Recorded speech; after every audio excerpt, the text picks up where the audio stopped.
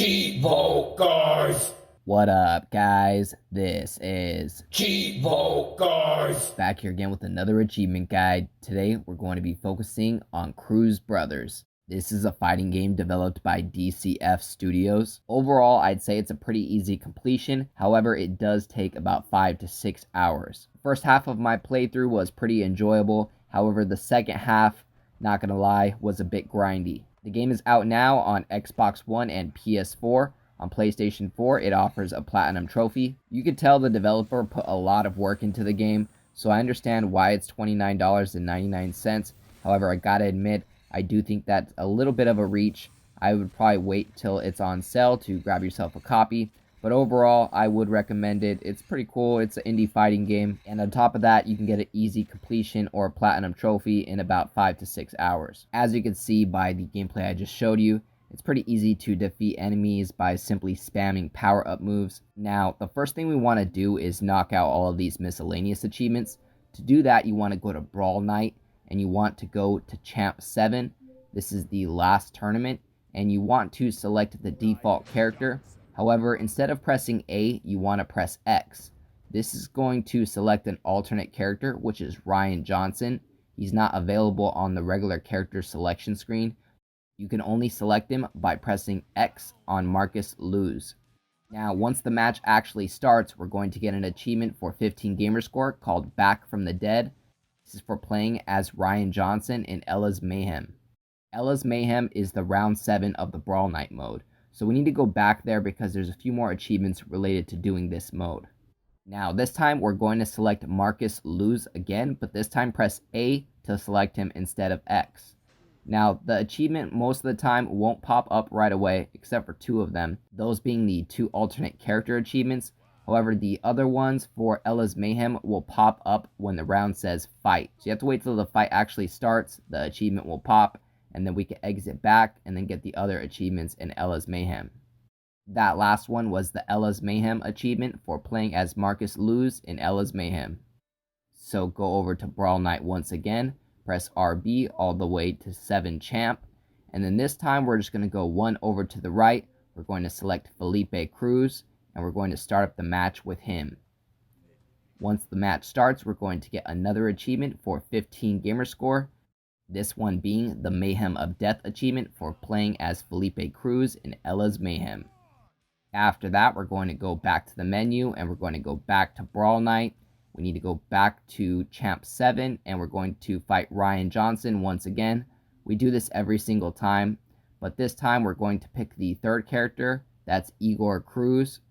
We're going to get another achievement for 15 gamerscore once this match starts. This one is the Down of the Dead achievement or trophy for playing as Igor Cruz in Ella's Mayhem. Now go back to the menu, and we're going to go back to Brawl Night once again. We're going to go to Champ 7 and face Ryan Johnson. Now this time we're going to do our second alternate character. This is on Faust. Hover over Faust, and instead of pressing A to select him, press X to select him.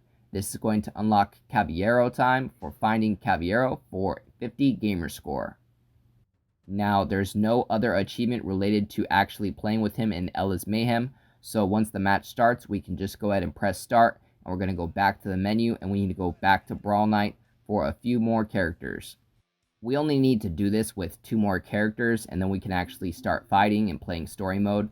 So just go back to the character selection in Brawl Night round 7 against Ryan Johnson. This time we're going to select the character on the very bottom on the left hand side. His name is Gabriel Riviero. Once the match starts, we're going to get another achievement for 15 gamerscore called Redemption for playing as Gabriel Riviero in Ella's Mayhem. We got to do this one last time, guys, so go to Brawl Night, round 7 against Ryan Johnson, and now we're going to pick the guy to the right of Gabriel. His name is Miguel D. He's the bottom center. Once the match starts, we're going to get our last achievement related to the character selection. That is for 15 gamerscore called Angel for playing as Miguel D in Ella's Mayhem. Next, we need to go to the menu. Go ahead and press RB to go to the Options tab. You want to change the difficulty to Glass Jaw. Press A to save that. Change the rounds to 1. Press A to save that. and then go all the way down to the credits and press A to watch the credits. You can press A to skip the credits, and then it's going to show a bonus scene.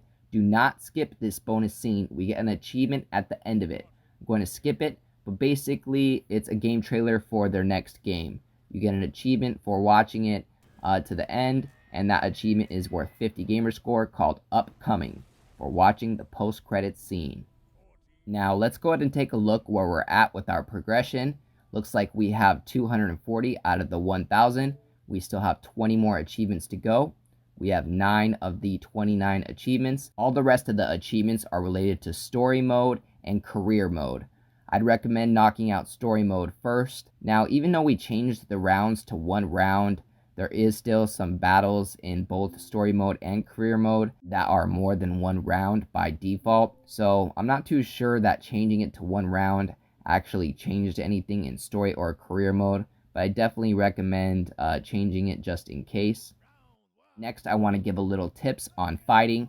So if you keep pressing X, you're going to do your heavy attack combo just by pressing XXX. It's a nice easy way to do a quick heavy combo. You can also keep pressing A, which is pretty cheap and spammy, but it gets the job done. It also gets a lot of hits, which increases your power meter on the lower left hand side. Every time you hit, whether it's a heavy hit or a small hit, your meter goes up just a little bit. It also goes up when you take damage. To use that special power, you press left trigger. That's going to execute your power move, which is going to take up about half of their life, maybe a little less. Other than that, every character has 3 special moves. I believe the controls are the same for the specials for every character. It's pretty much an uppercut motion, and then you either press X, Y, or B. So each character has 3 special attacks. One is usually kind of like an explosion attack. One is usually like a running dash attack, kind of looks like Flash. That's what you see going on right here with the Ryan Johnson character. I'm pressing uppercut motion and X, and it's doing like a Flash run attack. Now, this character doesn't seem to have the power-up move. I'll try to show you guys that in some footage here shortly. That's the move that I usually recommend spamming, but pretty much you just do an uppercut motion and X to defeat all of your enemies. It's the easiest way to defeat an enemy. I never lost once to any character, and I played quite a lot of fights. Now, after each story mode chapter, you're going to see a little cutscene. You can skip the cutscene, and typically after each chapter, you unlock an achievement. However, there are a few chapters where you do not unlock an achievement or trophy at the end. Just know that once you complete the story mode, you are going to unlock all of the achievements or trophies related to story mode. Let's go ahead and dive into one more fight so I can try to show you guys that special attack I mentioned before. Most of the characters have it. All you have to do is just press uppercut forward and X, pretty much how you would Hadouken for anybody that plays Street Fighter. So uppercut motion and X, and you do that power up right there. You keep spamming that power up move and you'll end up defeating all of your enemies really quickly. If you want to, you can press start, go down to your moves list, and that will show you your special attacks. But I'm letting you know right now, they're all uppercut forward and either X, Y, or B. Each character has 3 different special attacks. You don't need a special meter or nothing like that. You can spam it as much as you want. Now, there are achievements related to leveling up. You do need to level up to level 30. However, you will get this naturally while playing career mode and story mode. So story mode is 13 chapters. It initially only shows 12 chapters, but once you beat the game, you unlock an additional chapter. There is an achievement related to that 13th chapter. Overall, it is 27 fights total in story mode.